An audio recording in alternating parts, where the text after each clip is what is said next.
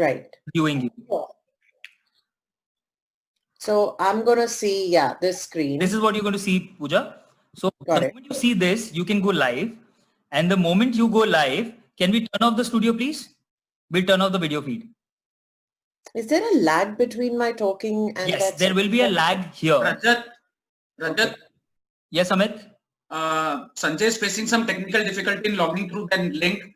Whose number can I pass on to him? Just a moment. They've run out of Wi-Fi in Bandra.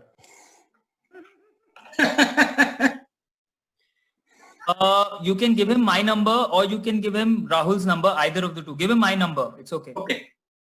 Yeah. Amit, can you also share his mail ID so that I can share another link on his mail? Yeah, Amit, that would be better. Can you share his email ID, please? Share his mobile number, please, on chat.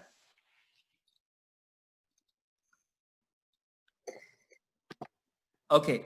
Now, so the moment Pooja goes live, we will turn off that comfort screen that you had seen, and then it introduces all of you will all be live, right? And then you can continue your conversation, and the audience will be hearing you. Now, Pooja, as the moderator, we would recommend you will see the Q&A tab at the bottom, right, on your screen. Yeah. Yes, I do. Participants Q&A. So all the questions will come in Q&A. You can choose what questions you want to pick. If you want to clear questions that you're picking, the moment the question comes, you can click on answer live. The moment you click on answer live, it will automatically go to the answer tab. So your interface on open will be less than lesser. Okay, so I can basically click the question and move it. Yes, but I'll just, Hiral, can we have a template question, please, just for Pooja to try? Pooja and the moderator, Stephan. But isn't Cary on? He should be coming. Cary, Sanjay and Rima. So we're waiting for 3 more people. Yeah. You look so vibrant, Selvaggia. Pooja, thank you. Always. Studio, in the meanwhile, you can keep the comfort on for now. Now, Pooja, if you see, there's a question in open, right? Yeah. Clicking on answer live. Okay. It has gone into the answered column. I see. Welcome, Chaitanya, sir. You will also have to click on answered now. But it says no answered questions under answered. It's So still for you, it has already gone into the answered column, has it? No. I clicked on answer live and then it gave me a mic and a line saying, you would like to answer this question live. Correct. And there's nothing under answered and there's nothing under dismissed. No, in open itself, you will also get a tab which would say answered. The moment you click on that, it will move. No. Once you have clicked on answer live, yeah. In open itself, you will get another option which says that, which would clear the question. It says done. Done. Yeah, click on done. Click on done. Okay. Sure. It's gone to answered now. Yes. That's how your interface will get cleared in open.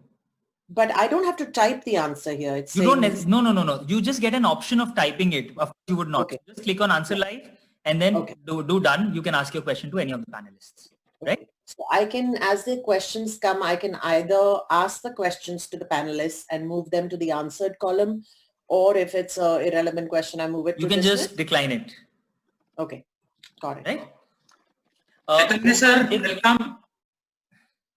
Can you hear us, Chaitanya sir?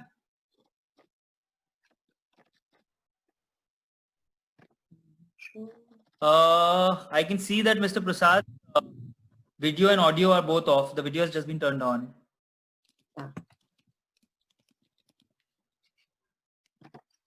Can you hear us, Chaitanya sir? Yeah, I can. Yeah. Okay, so briefing is going on, sir. Yeah, just tell me. Yeah. Sure. Sorry. Thank you. Yeah. Stephan, I was saying, if you could please turn off the virtual background behind you because it is getting merged with your feed. So even move your hand. Your hand is kind of getting merged with the background. ये क्या है white ये पंखा थोड़ा उधर करो पंखा हटाओ थोड़ा उधर से करो Good morning. Good afternoon.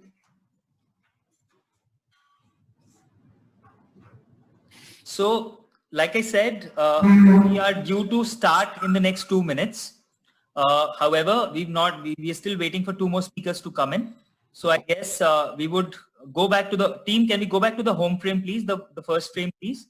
We're waiting for Cary, Sanjay and Rima, right? Are all 3 of them coming or is somebody not joining? Yes, 3 more people have to join in still. Got it. They're on.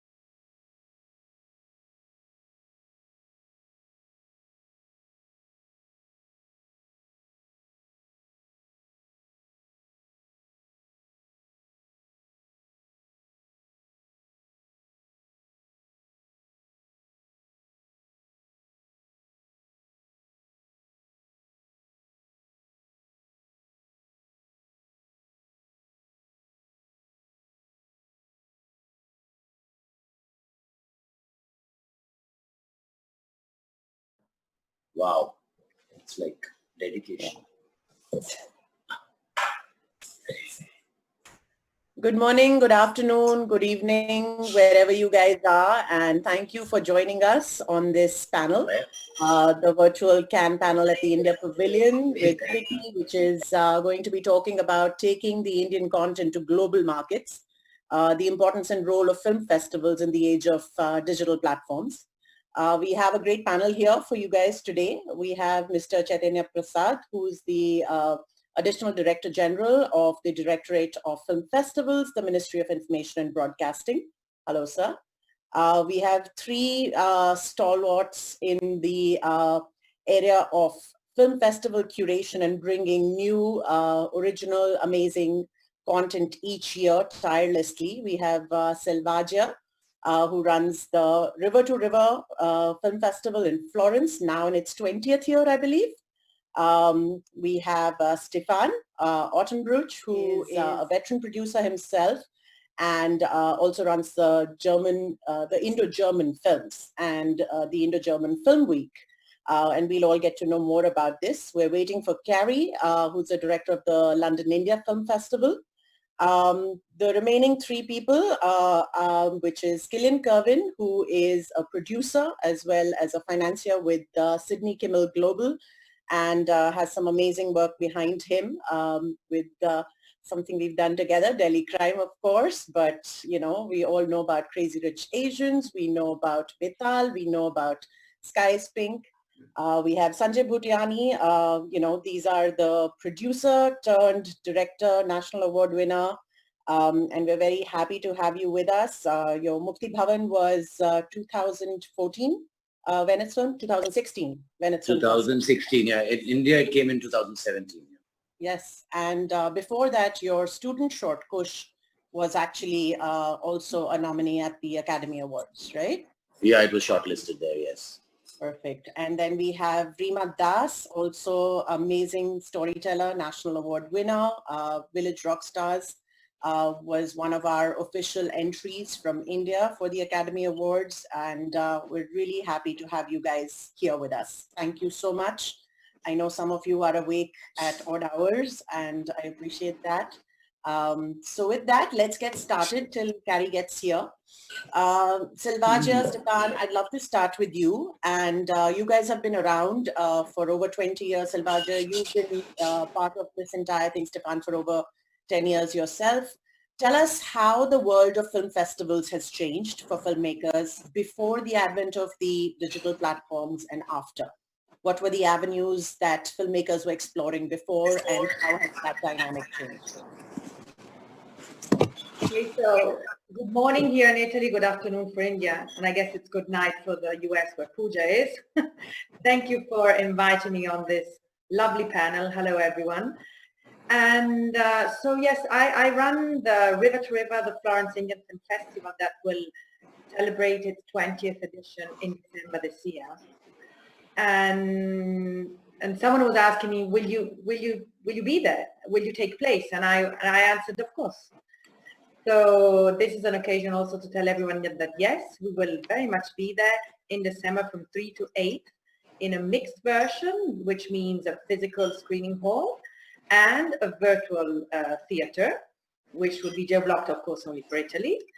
Only in Italy films will be available and to be seen. And we will all celebrate together our 20th editions. Entries are open until mid-September, so please keep on submitting your things.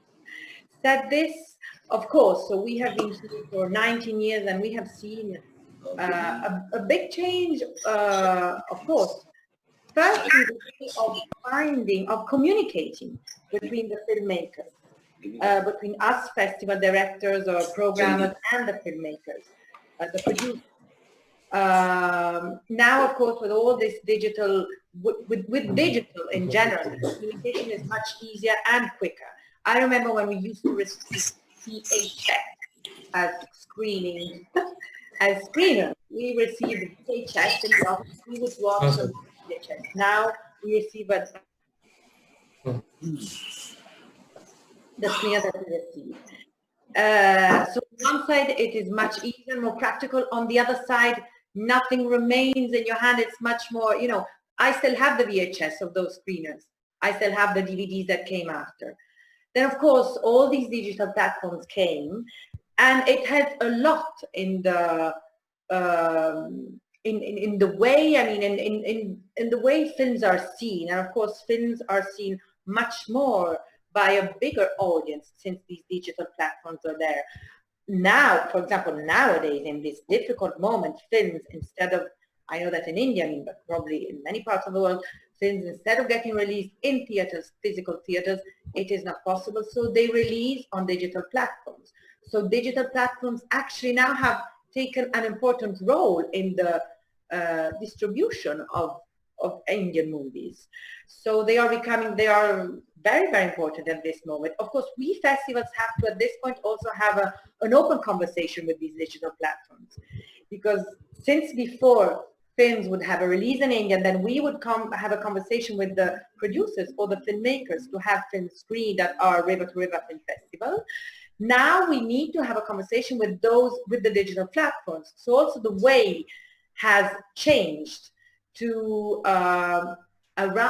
reach a deal where we have to put together a film selection that is, of course, quality based before anything, and then, of course, that is interesting, that has universal stories, and that can appeal to our audience that is mainly Italian, but is also international, since Florence and Italy is a country where a lot of people from all over the world live, and so attend also the festival. So in this sense, in these last years, we have had to learn to communicate with these digital platforms and find ways to work and to collaborate together. We have been screening, we screen features, shorts, documentaries. They need to be at least Italian premieres.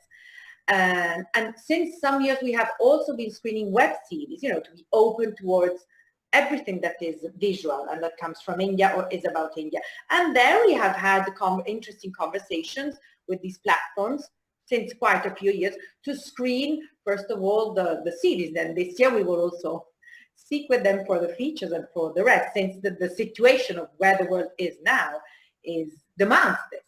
So it is just to finish, it is very challenging and very interesting, and it opens new ways of communication and of course having the film at the center of everything, and the filmmaker and the main actors of the film, that is the heart of the festival. Thank you. Stephan, you want to tell us how it has been in Germany, going from niche audiences that came to see this content that you curated to how the platforms are now opening up these audiences for this content? Yeah, I think the big platforms such as Netflix and Amazon, they are always great in bringing local content or regional content to all audiences all over the world. So, for example, you have also series in India, like Made in Heaven, for example, that can be also seen here in Germany. But I would like to answer the question, what is about the festival? So what are the festivals good for? We are all curating films, so we make a quality stamp, or we create a quality stamp, a quality seal. So to how can I say, to tell our audience, okay, this is a film you should see. We have also, then we can choose what will be the opening film, what will be the closing film, where will we invite guests, so what films will get special attention. So that is our job, what we do. And honestly, this job doesn't change. So even in the digital field, that is very important, and that somebody takes the role of putting on the content, putting on the quality stamp. And that's the job of what we are doing. So from that perspective, our role or our job will never change. The only what will change is that we go from physical to digital. And I think what is also important is that we look for opportunities to grow audiences, to grow our local audience. And saying that, I mean not only the Indians or the Indians who live in Germany, who live in Italy and so on, but also the German audience. And that is a good news with that with digital, it's much easier to reach the audience, to tell the audience, okay, that's the film you should see, you must see. So what we started at Indo-German Films is that we started a weekly live talk, what we do also with Zoom, with this technology. And we stream live on Facebook, we put it on YouTube. And so through that tools, we use the opportunity to going digital, raise and grow our audience for Indian films. Great, thank you. Sanjay, Rima, I'll come to you. You guys have made some amazing work. You've traveled to some of the, largest and the nichest festivals over the world with your content. And I'd love to know, what was the idea? When you were making the films, yes, there was a time when getting into one of these prestigious festivals meant something like Stephan is saying, as a stamp of, a level of what kind of content it is. But I'd love to hear your thoughts individually about, the distribution that you also seeked at these festivals, and what were the avenues that were available before versus what is happening now. Sanjay, you want to start? So I would like to give the example of Mukti Bhavan, directed by Shubhashish Bhutiani. He's a young film director. It was his debut feature. And the moment it got selected in Venice, there was quite a few sales agents who approached us, knowing what the concept of the film was.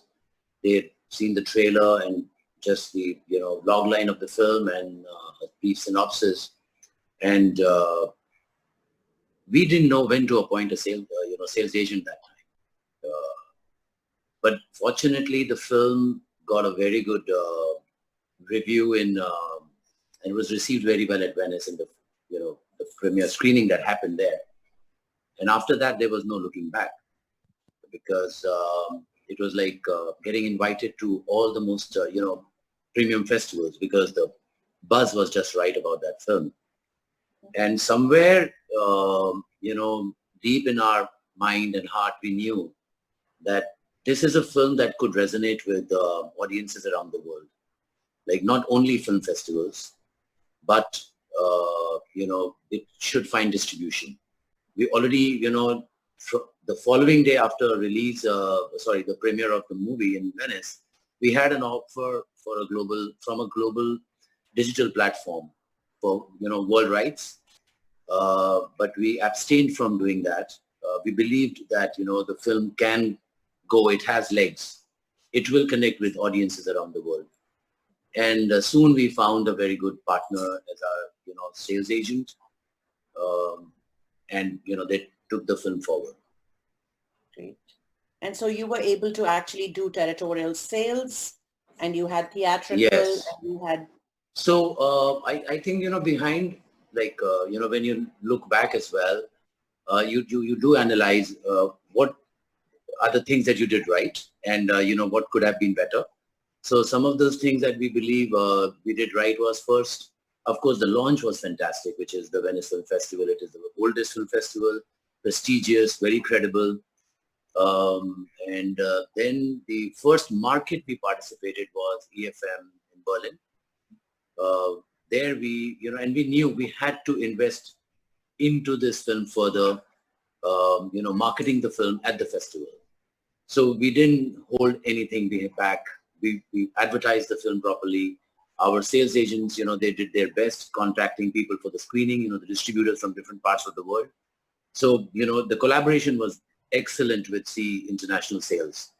And then we invested more money in, participating in the Cannes film market the same year, that is in 2016. Back to back between Berlin and Cannes, I think because the way, this film was handled in the markets, both the markets, I think we sold about 30 plus territories between these two markets there. pretty I have successful. a live in that sense. question for you asking who the agents were. Clearly, they did a great job. Oh, yeah. So I would always give credit to C International Sales UK. They did a fantastic job. They chased us for about 5 months. They believed in the film, that, you know, they wanted to do that film. Marina, who's, you know, was heading the sales there, she was like talking to the director, to me, you know, and she just wanted the film, you know, and she was pushing it through other, you know, people to talk to us so that we could give the film to them. And I think we couldn't get a better partner for that film. Lovely. Thank you. Yeah. Over to you, Rima. You know, you've had not just the festival route, but along with what Sanjay brought up in terms of having the right marketing teams and PR, especially when you were the official nominee from India for the foreign film section. Would love to know your thoughts about that as well, in addition to the whole festival experience. So, for both of the films, Village Roxas and Bulbul Can Sing, were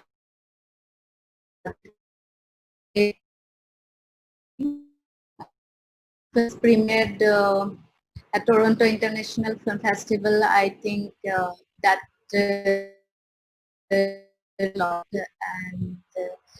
and both of the films traveled to, I think, around 130 film festivals. So we can say that I can say we had a great festival journey, but distribution wise, not I'm not very happy.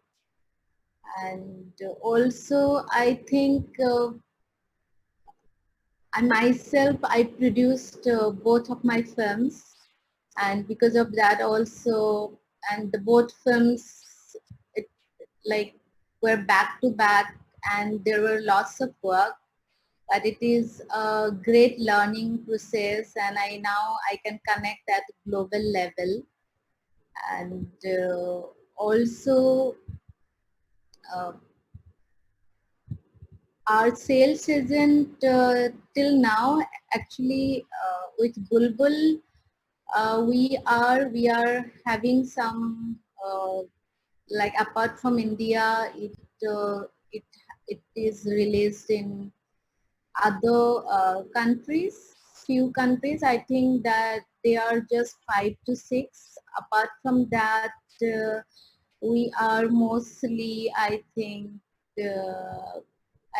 whatever, like India, Village Roxas, we did good theatrical release also. And but I can say that I probably in future we have to more be careful and need to plan it properly, our journey, because this is important. And the coming from nothing, and it was a conscious decision to turn to producer, because I wanted to learn about film festivals, sales, marketing, and because I spoke to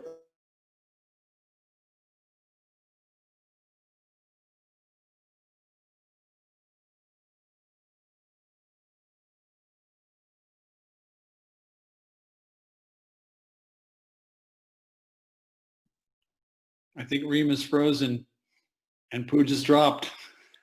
Exactly.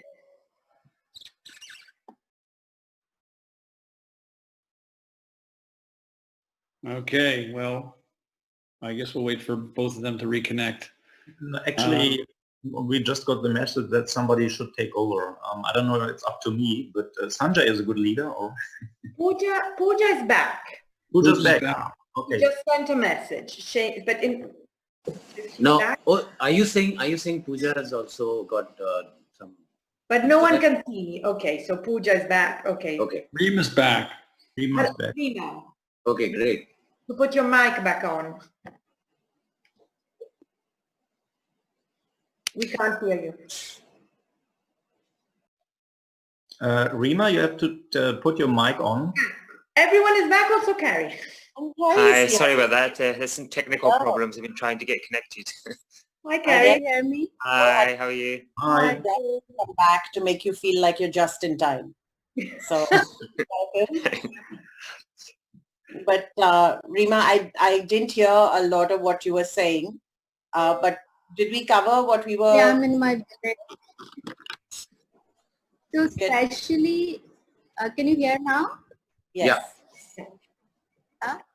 So I just like to say just that it was a great journey, but distribution wise, I'm not happy. I'm just happy the way it worked in India with Village Rockstars. And in future, I really have to be more careful. That is what I have learned. And my Village Rockstars Oscar journey, it was also great learning, but we had very less time, I think. So what I have realized, if your film is going to big festivals, from that time only you should promote and market your film. That's very important, because last moment like that only 2 months, it's not, it doesn't work. And also like your film, it should be released in US. It's very important. That is also I have learned. And I think independent films, more or less, they are suffering from low marketing and promotion.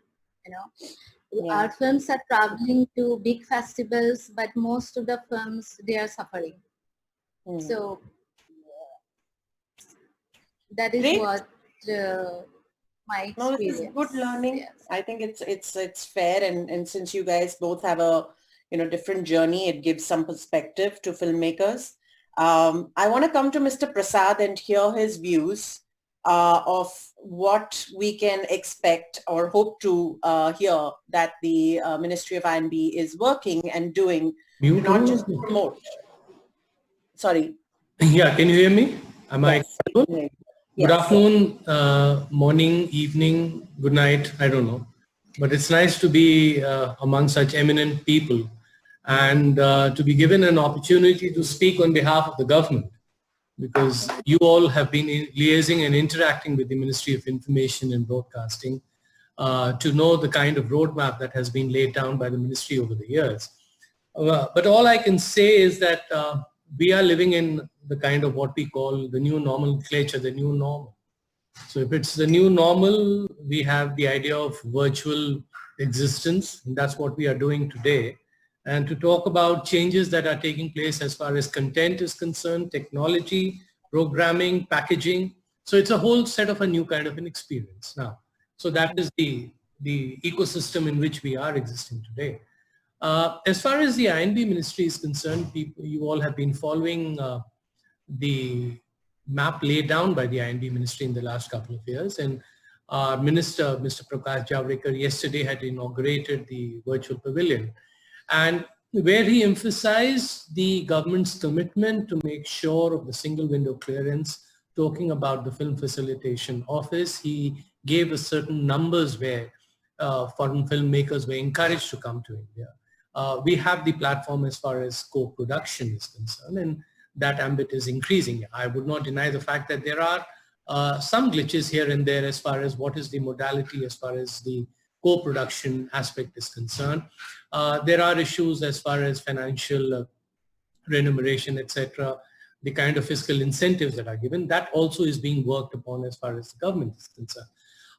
So I would say that the picture is quite optimistic. Things might not have happened in the past, but I'm sure now, and the way, even at the time when we speak, there is a kind of a commitment to make sure that the soft power identity as far as India is concerned. And the government is very clear on one thing, that cinema is a sector or a segment where the industry takes it forward, right? The vibrant and the professional and the dynamic filmmakers. And the government is only a facilitator. And how do you facilitate it? Through the appropriate policies. And that is what we are trying to do. Now, India is a very complex country. It's diverse and it offers the best as far as shooting locales, etc. is concerned. Most of you know that much better than I do. But what we are trying to do is to put a framework in place. We are trying to take everyone together, you see, to make sure that everyone participates in this journey, and that would apply to all the states also. So that framework has been put in place and it's working. I mean, there are glitches here and there. Now, before, I just wanted to add for you a little bit as far as the IFFI journey is concerned, the International Film Festival of India. Now, last year in the month of November, we celebrated the Golden Jubilee. Now, Golden Jubilee for any festival, I think the 50th edition is a landmark occasion. And I'm happy to tell you that you are critics, you would be able to tell us as to what was right and wrong. But we were able to present a very robust kind of platform to filmmakers from across the world. The packaging that we gave to the world, the kind of delegate participation, the number of countries, the number of films, the kind of differentiation and classification of cinema that we did, participation from perhaps one of the all-time greats as far as cinema making is concerned. I wouldn't like to, put in names here, but we had some very, very big names. So what I'm trying to tell you is that we've moved forward. And as far as the 51st edition in the month of November is concerned, yesterday the Honorable Minister did release the poster and the booklet as far as IFFI was concerned. So as Selvaggia ma'am was just mentioning, she just said that the Florence thing, they were looking at a mixture of the physical as well as the virtual.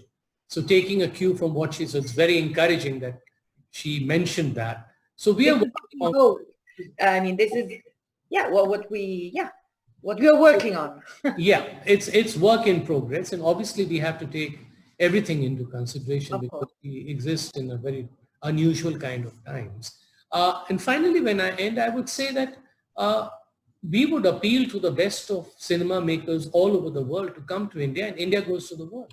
And one thing is very evident. We happened to meet Stephan a couple of times at Berlin, and he would realize, and he would be able to tell us better as to the kind of change that has undergone as far as the presentation of India and the Indian films and at the market in Berlin is concerned, at the Berlin Alley, as to how we want to take India forward as far as cinema is concerned. I mean, there's a long way to go, but yeah, we are on and we are hopeful that we are on the right track. Yeah. I think you guys have been, tirelessly doing everything possible to, bring this community together. It's just that sometimes things take time. Like this virtual panel here and the virtual pavilion itself is, a showcase of your commitment to this industry, to this community. Yes. We're thankful for that. Since you talked about, an appeal to foreign producers and creatives to come to India, I'd like to turn to Kilian, Kerwin, and ask him, as an international producer who's committed to stories out of India and has been coming and, developing these stories. Kilian, how has your, experience been of working in India with Indian filmmakers, with, the government, if you had to? Has there been anything that you'd like to highlight that maybe we can, put it on the table to address? Sure. Thank you, Pooja. Thanks, everybody, for joining us all on this panel, which is so far some great curated filmmakers and programmers. I think for us, there's such rich mythology and storytelling that comes out of India, and the ability to be able to showcase that around the world. Obviously, we've talked about digital platforms, and that's changed in the last few years. I mean, and I think it only helps the festivals, because it used to be the festivals, as Stephan was saying earlier, that curated the content and made it so that the cream rises to the top and we get shown by different festivals around the world. And now you have, as opposed to I think a adversarial relationship with the digital platforms, there's actually, I would like to think, a synergy, and it's just opening people's eyes up to more millions and millions and millions of people around the world are able to see content on their laptop or their phone or wherever they watch it, and then be able to, I think we all believe in cinema and theatrical distribution, even though as Prasad sir said, we're in this new normal. We'll get back to some of the old normal. We will be back in the cinemas soon. We'll be back in, not having panels like this on Zoom, but actually up on a dais somewhere on the Quasset, hopefully, like we all have been before, some of us together. But the appetite for the audience now, people are watching more content that is it's almost agnostic to language, agnostic to subtitling, dubbing. Certainly here in my part of the West, where there was not really a love relationship, more of a hate relationship with subtitling and dubbing, and sort of the pejorative of being an art house film or being a foreign film, I think has disappeared little by little, to the fact now where some of the biggest shows that people are watching, at least on the platforms, are in Spanish or in Hindi or in German or in Portuguese, and I think that's only going to kick over into the film world, and then thereby the festival world, because people want to go out and see more good content, and they really are open now. I think the appetite is there for them to watch and consume more films, and whether it's theatrical or otherwise.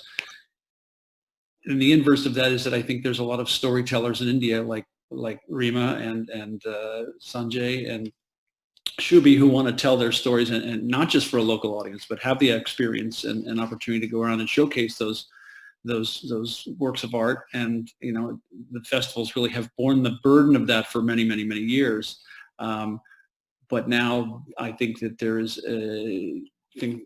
virtual things like this that can work online, that can help that as well. But the quality of the storytelling in India is forced to get better, because you're competing now with everybody around the world. And I already think we're seeing the fruits of the labor. The writing is getting better. And good. There's always been fantastic cinema out of India, but it's evolving the way cinema around the world is evolving, and it's doing so because of the prevalence of the internet and things like that at a much more rapid pace now. And there's an eagerness for people to better their skills, again, in writing in particular. I think for me, who I have a screenwriting background, is at the core. If it's not on the page, as we all know, it's not going to be up on the screen. So I think that the ability of people to now see all this other content makes them want to make their content seeable, if that makes sense. And so it's really a golden age of storytelling, and for the Indian community especially, I find there's just a vibrancy and as I said, a fantastic mythology and canon of storytelling to tap into, that now has an opportunity to really be sort of spread the fruits of the labor globally. Great. Thank you. Thanks for that. I can't agree more. The time is right and perfect. Cary, since you're joining us right now, and we've been talking about curation, and I'm wondering if there is a secret formula. And Stephan, Selvaggia, please jump in if you want to add. But over the last 10 years that you've been curating and bringing content to the London Indian Film Festival, is there something that is like the golden rule, apart from good writing and good direction as a skill, but is there a particular kind of storytelling that audiences internationally are more drawn to?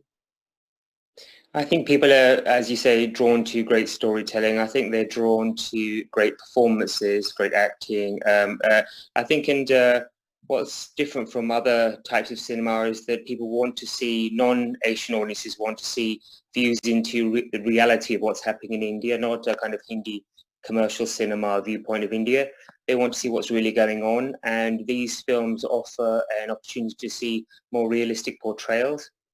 And I think that a lot of the people that come to our festival who are non-Asian, non-Indian, really want to kind of engage with Indian culture and arts and also politics quite often as well, politic, and see what's happening in terms of different diversities of cultures.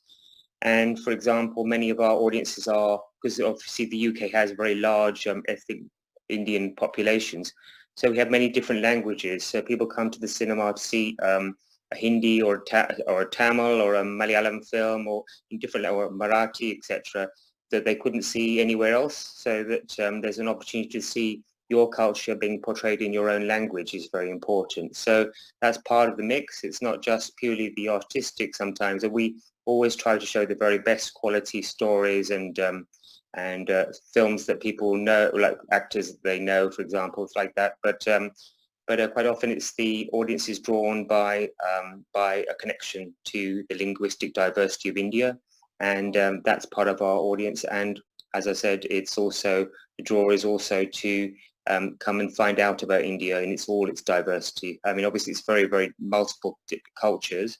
So that's the fascinating part of it, India. I suppose part of it is exoticism, and it could be seen in a way, but quite often these days it's less and less so. A younger generation really want to engage with India as a culture and understand more about it. And these films offer a window into that. And what's interesting is that we get lots and lots of positive feedback about the films, about how people learned something about what they'd seen. So I think the idea of that is a cinema that we're offering a kind of a cinema that you're not only entertains you but makes you think, and I think that's really important.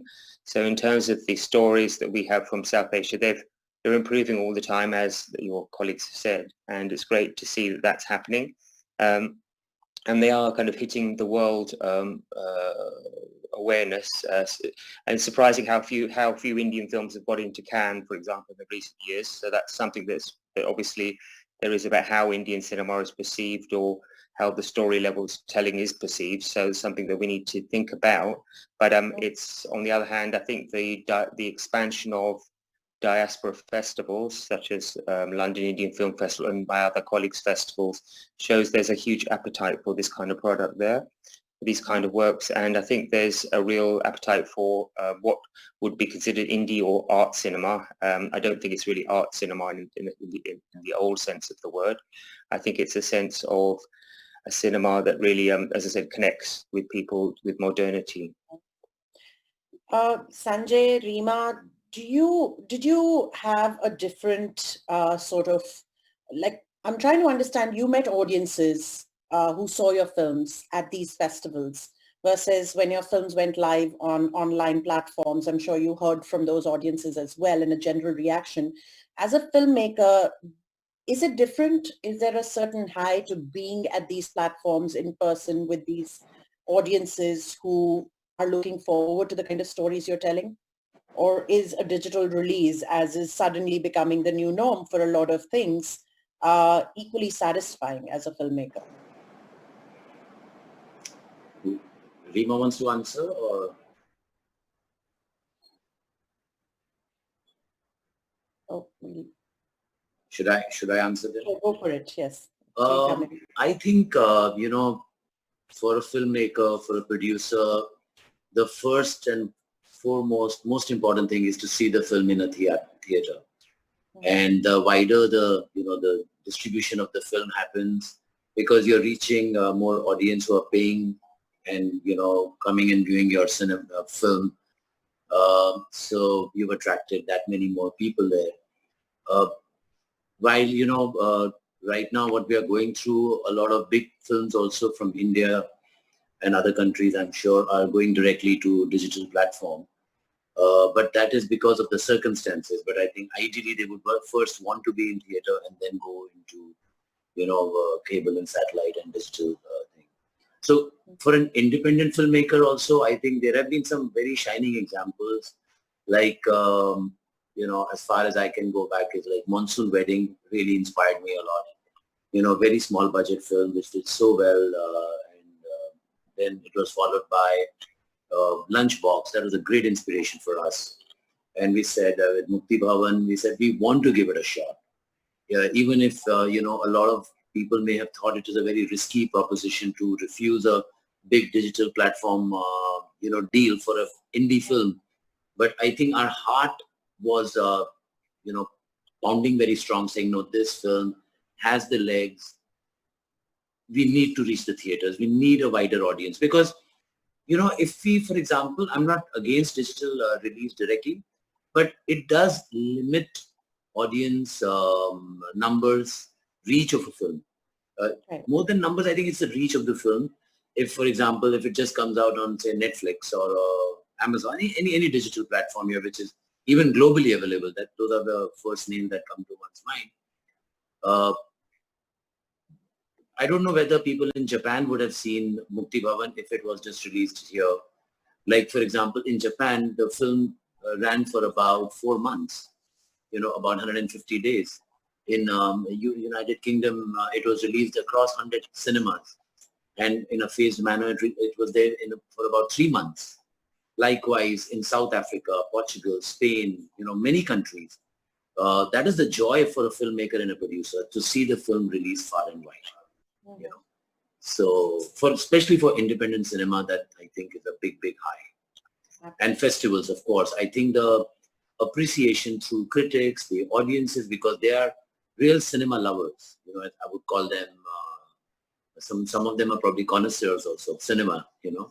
And when it gets selected in key festivals, whether the Indian international festivals or the international festivals like Venice and many other, Hamptons, Palm Springs, whatever. There's so many names.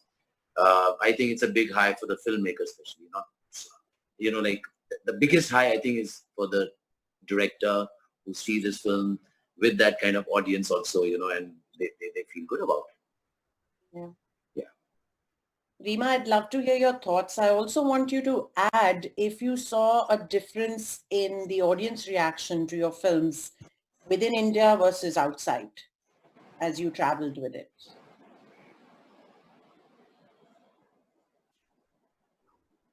Oh, you're on mute.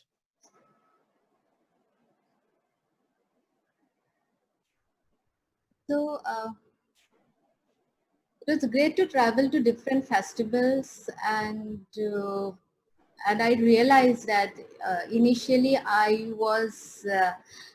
used to hesitate, but when I was traveling to different festivals, somehow, although there are minor difference, if my film was in Toronto, then Berlin, then the US, Busan, like US and like AFI, then New York Film Festival, then Busan, then Mumbai. Then when it was back,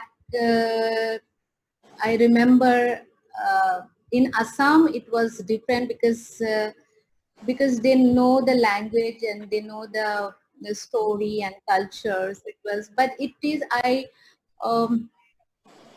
despite of little differences, I felt like we are one, and in so many ways we are one. And if your film is able to evoke emotions and can touch heart, then it works. There is no much difference, and it was great. Yes. And also ask something else. Just, the difference of having your film live on online platforms, digital reach to audiences of digital platforms versus audiences of film festivals. And I would love Selvaggia and Stephan also to tell us what is it that brings these festivals. Sorry, go ahead. So when when I'm making a film, I'm making it for big screen. I'm keeping in my mind for the big screen. And when our films traveling to festivals, then you have that there is a strong community feeling. I think that's very important. That is electrifying and emotional, and online also, through online digital platforms, we can reach a wider audience. That is also important, I think. And but both are important for me, equally important. So with my films, first it traveled to festivals, and then it was released, and then now we are on OTT platforms. So it is a great journey, and it is very important when the film is in different festivals. You get that direct reaction. You can connect with them. You can they come to you, they greet you, hug you. It's very emotional, and it's really nice feeling. And also when it was in the theater, then I was visiting also theaters and talking to people, and it's great feeling. And now when it is online, my films are playing on Netflix, then they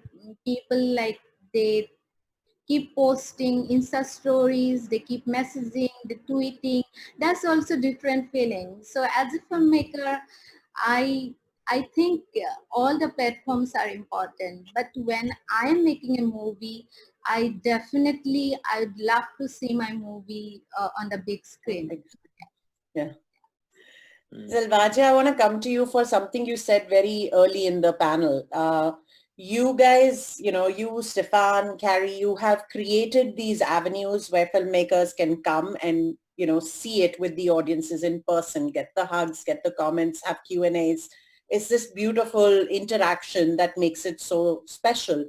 And I hear that now, as the world is changing, there's negotiations almost you need to do with platforms to allow premieres if they've already made a sale. And, how is that impacting your curation process, your next steps? Is there like a friendly fight there, or is it more of like who has more pressure? Thank you. Thank you for the question. First of all, I must say I totally agree with Rima.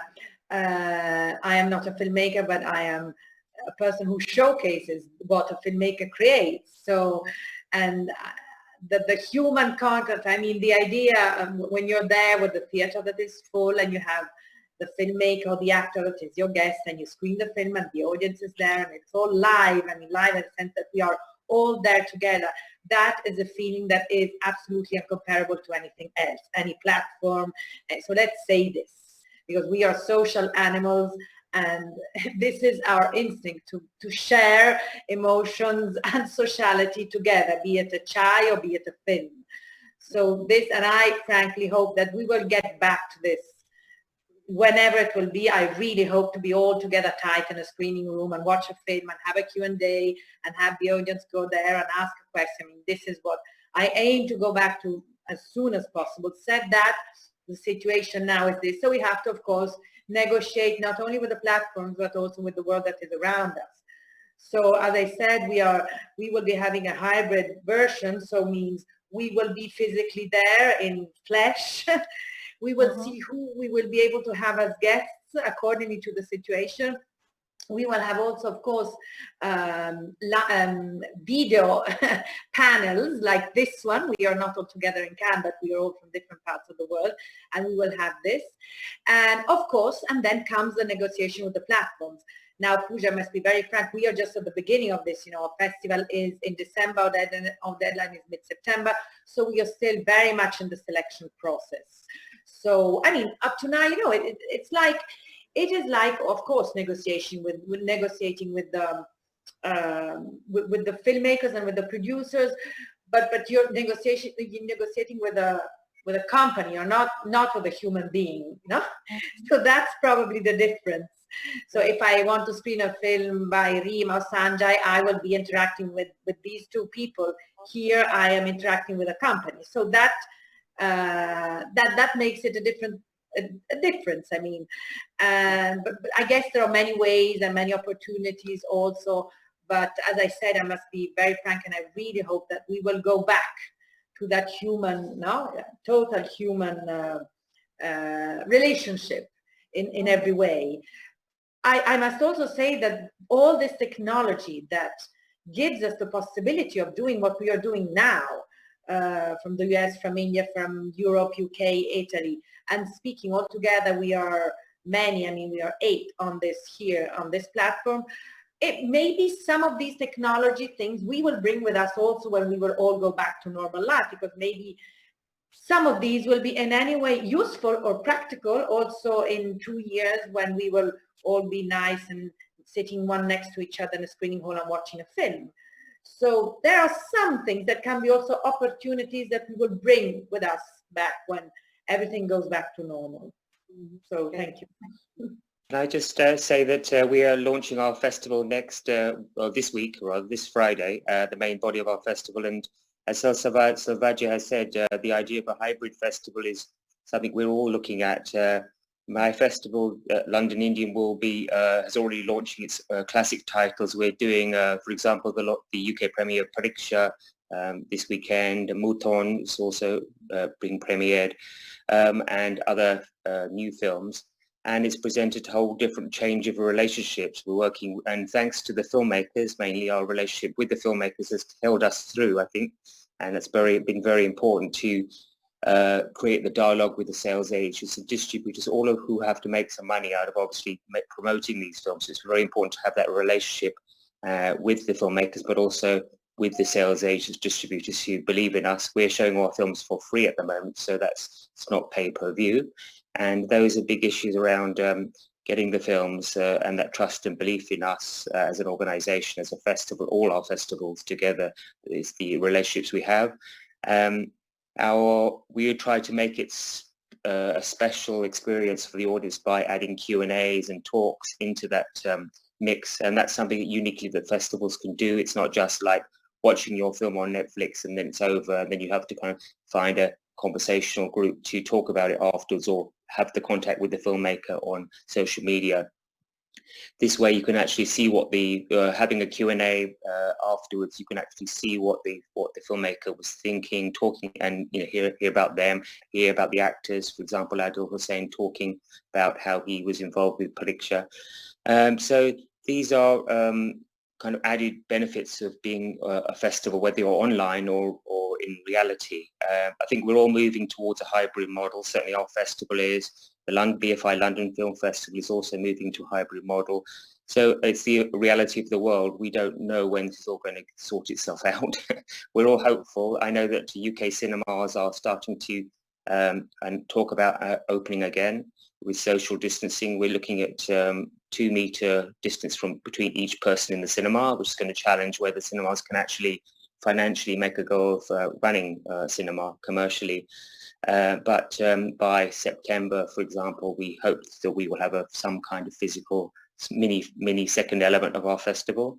We're also looking at the idea of continuing the festival as a pay-per-view opportunity into the future. We're looking at a hybrid festival from now on. I think that's the reality, that's the change. And as Selvaggia says, the idea of these Zoom meetings, we've all got used to them and quite comfortable with them.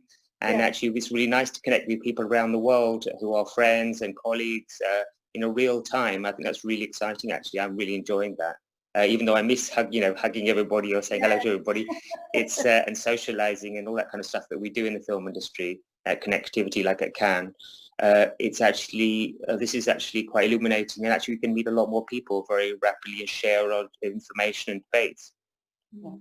Thank you, Gary. That's great. And can I just follow up with, yes. Hey, Bhuj, I just want to say from Cary and Selvaggia and Stephan, so do you think as you have out of necessity moved into this hybrid model, do you think when we get back to normal, the hybrid model will continue? Because I think it does go back to curation, because I might much rather see what you guys are creating from afar on my laptop with, if you can make that experience as communal as possible I know it's not the same, but do you see that going on into the future where all your festivals would remain hybrid?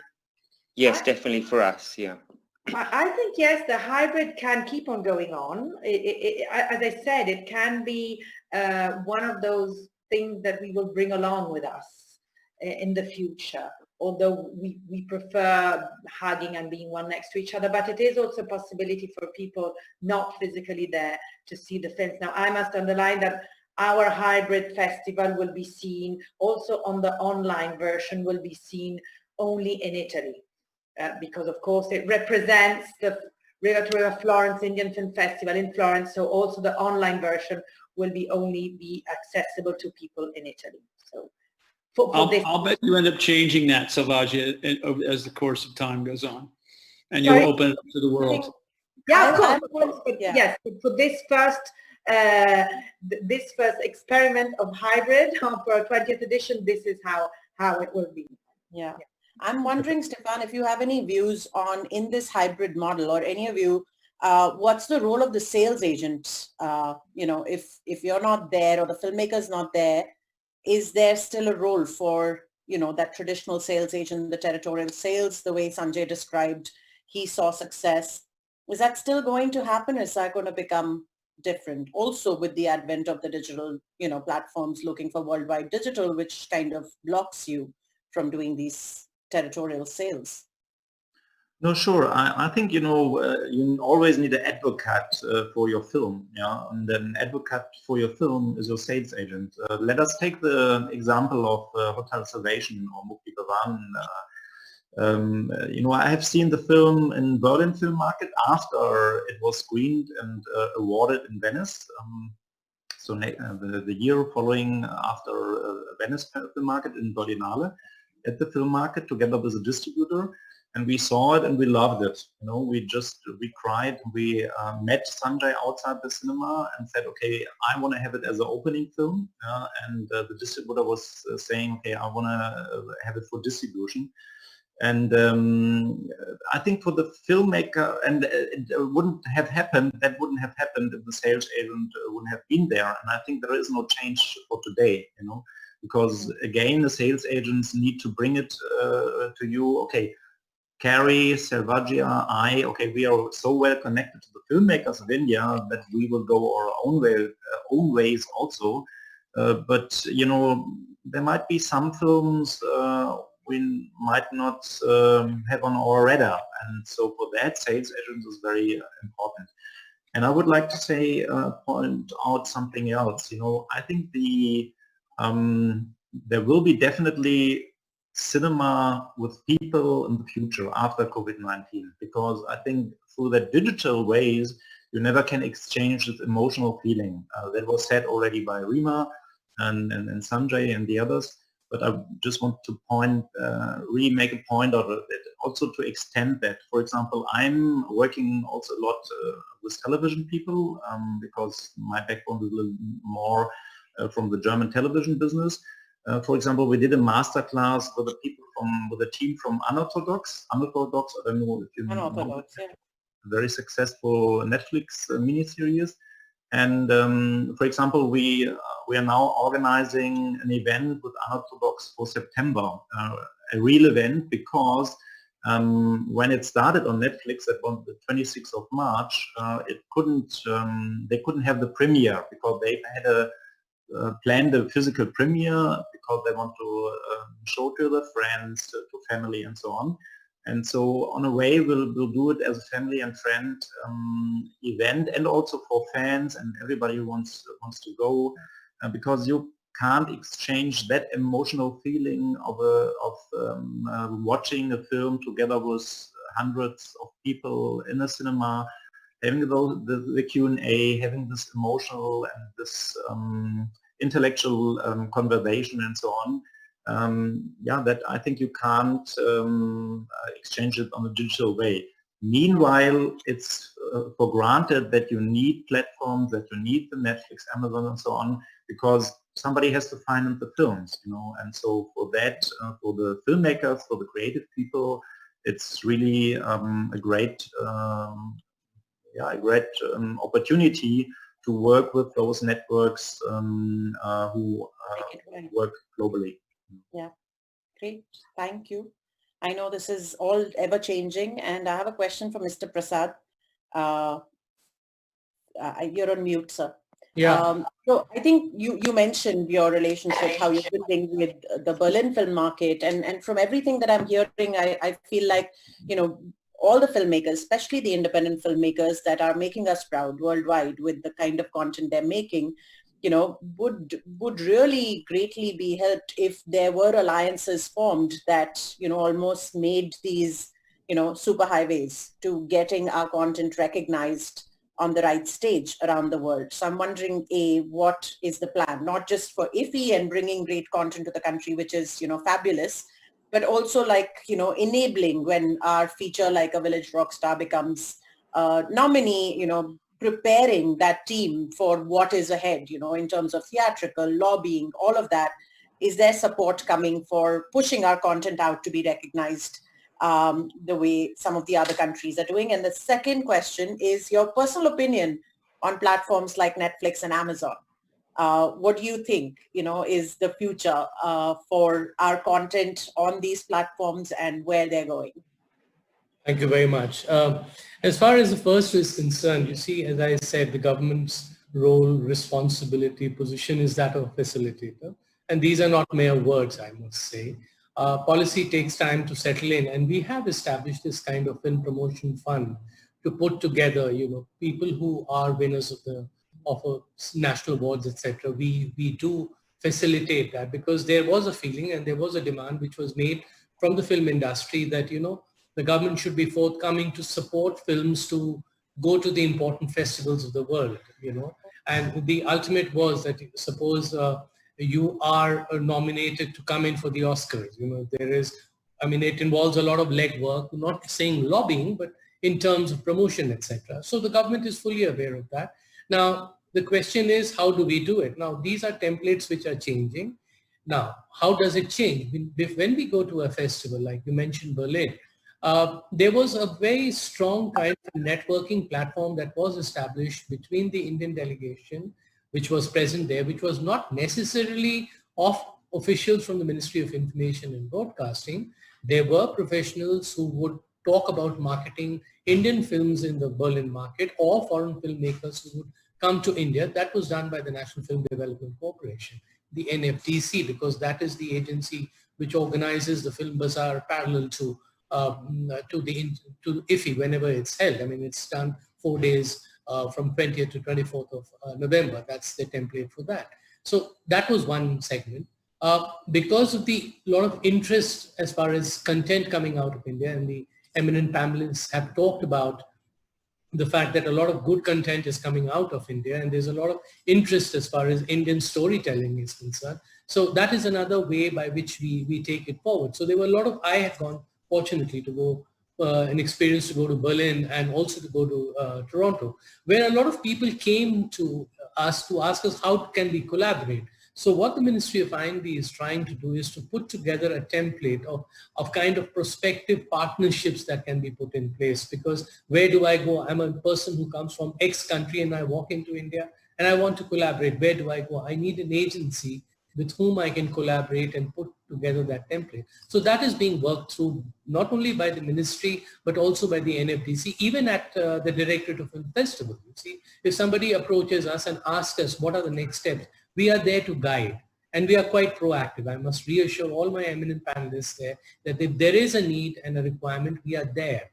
So this is one, I would say, drastic shift that has taken place, where we are there to position, place, facilitate, encourage, people to come to India and also help our filmmakers, number one. So I think that would answer your question. The other thing which we are trying to do, and this is important, not because it is being organized by FICCI, but the trade bodies, because they have their own system of networking and stakeholders. They have been, a very important channel to promote this kind of idea of collaboration. So FICCI, for example, if it's helping us do this virtual kind of participation or organizing it on behalf of the ministry, definitely they're networking and they are having FICCI frames in the month of July. So when it's happening, so that is the kind of experience they're bringing in, help us to reach out to the right kind of stakeholders. So I think I've spoken enough on that. As far as my personal opinion for Netflix or Amazon Prime is concerned, who would not like to watch stuff as far as these platforms are concerned? For one simple reason, if you watch it on television, I don't know abroad, but in India, there's a lot of advertisements that come into play. So which spoils that kind of flow. And yes, some of the things that are coming up on Netflix and Amazon, I think the content is brilliant. And what is important also is that it encourages young filmmakers. You see, people who are not known, they are coming up with their form of budget, their form of creativity, right? So they, like in government, what do? We have the system of national awards, right? Now, when the national awards are given, it is given across different, different segments of cinema. It is given across different languages. It is given across different portfolios of filmmaking. Somebody who gets a national award is like on the next stage of growth. He's in the next orbit of success. So that is what the government tries to do as far as the National Film Awards is concerned. So someone who comes there perhaps thinks of going to a Netflix or comes into big time league because it's extremely prestigious. Similarly, somebody who suppose doesn't get a national award tries to do something on Netflix. So everybody, you know, tries to come in. And before I end, I think you must try to keep into account the fact that regional cinema, which is such a vibrant medium and stream of filmmaking as far as India is concerned, and the kind of diversity that is there, it's unbelievable. It's not just Bollywood today. There are many woods that are floating around which are very good as far as creativity and filmmaking in India is concerned. I think I've answered your question. Thank you very much. Thank you very much. Rima, I have a question for you from the audience, and it says that when you were making Village Rock Stars, did you know that it would be so much appreciated? And how did that happen? And when did you feel that you can now start participating in festivals? This is a question from Sheetal Kovalkar. I always had big dreams, and also I remember I sent my first film, Man with the Binoculars. I submitted in Cannes Film Festival, and I was really hoping, you know, because it was like an innocent dream for me, and when it did get into Cannes Film Festival, and I was crying the whole week. I was crying. So my journey is so different. So when I started making Village Rockstars, then I started shooting autonomously because I was not happy with my first film. There was limitation, like budget constraint, time. So I needed solitude. I wanted to create something by my own. And during the first film, I was not aware about even NFDC. I didn't know there about this work in progress platforms.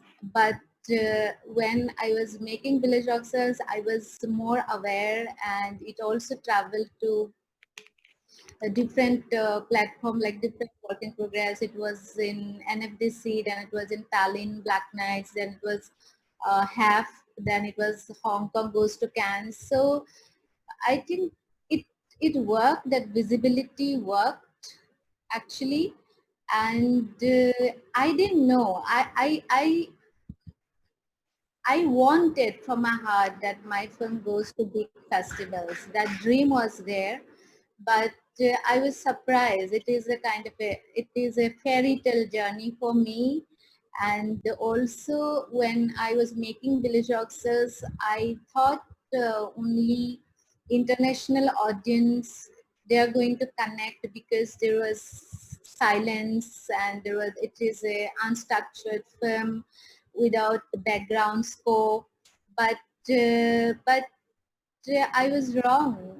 And when it was playing at Mumbai film festivals after Toronto and San Sebastian, I was scared. I was nervous, but it won 3 awards, including best film at Mumbai Film Festivals. It gave me strength, and it was played at Guwahati International Film Festival in Assam, Kerala. So, and also it released in theaters. In Assam, it was 6 weeks houseful, and also it was released through Wakao in other cities in India. So then it won National Award Best Film of India, including Best Child Actor, then editing. So it was a great journey. No, I never imagined, but I was hoping, and I'm so happy. And now my biggest achievement, if I look back, it is people's love, you know,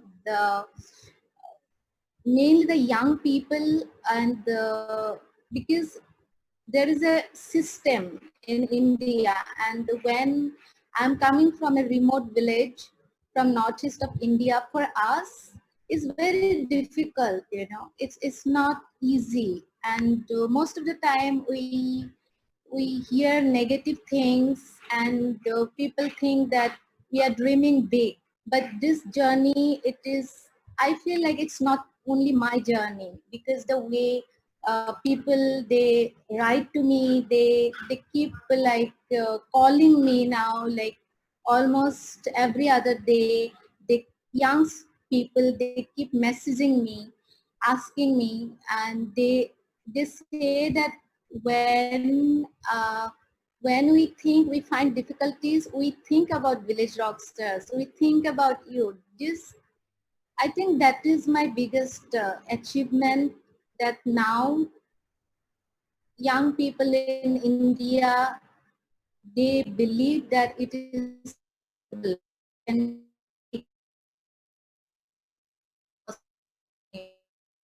so, yeah. Great. The questions are pouring in, but I think our hour plus has been over. I don't want to keep everyone here. We can continue having this conversation a lot longer, but I just want to thank each and every one of you for joining today and sharing your thoughts and views, and good luck to Selvaggia and Cary for your upcoming editions of the festival. We'll be there, if not in person, virtually. Good luck, Sanjay, Kilian, and Rima, for your next projects. We can't wait to see what's happening again in person or on the big screen. And thank you, Mr. Prasad, for holding the flag up for all of us. We're looking at everything that you're doing, and we're hoping that this becomes much easier, and all the hard work that everyone's putting in gets to fruition soon.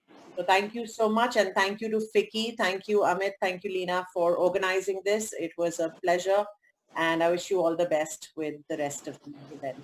Thank you. Thank you. Thank you. Nice meeting you guys. Thank you very much. For the great moderation. Thank you. Bye. Bye. Bye-bye. Bye. Cary.